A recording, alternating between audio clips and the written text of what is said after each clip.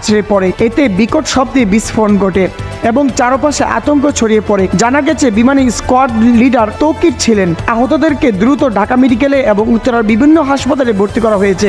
দুর্ঘটনার পরপরই ফায়ার সার্ভিসের 8টি ইউনিট ঘটনাস্থলে পৌঁছে উদ্ধার কাজ শুরু করে। ধ্বংসস্তূপের নিচে কেউ আটকা পড়েছে কিনা তা খতিয়ে দেখা হচ্ছে। ফায়ার সার্ভিসের একজন কর্মকর্তা আমাদেরকে জানান, বিমানের ভিতরে আগুন ধরে গিয়েছিল। দ্রুততার সাথে আগুন নিয়ন্ত্রণে আনার চেষ্টা করা হয়। ঘটনাস্থলে এখনও ঝুঁকিপূর্ণ, উদ্ধার কার্যক্রম এখনও পর্যন্ত চলছে। উল্লেখ্য, উত্তরের আকাশে মাঝে মধ্যেই প্রশিক্ষণ বিমান চলাচল করে থাকে। তবে জনবহুল এলাকায় বিমান চলাচল নিয়ে দীর্ঘদিন ধরে নিরাপত্তা প্রশ্নে উদ্বেগ প্রকাশ করে আসছেন সাধারণ জনগণ। ঘটনার বিস্তারিত জানতে সংশ্লিষ্ট কর্তৃপক্ষ ও বিমান বাহিনীর পক্ষ থেকে আনুষ্ঠানিক বক্তব্যের অপেক্ষায় রয়েছে সংবাদ মাধ্যমগুলো। ধন্যবাদ আমাদের পুরো ভিডিওটি দেখার জন্য।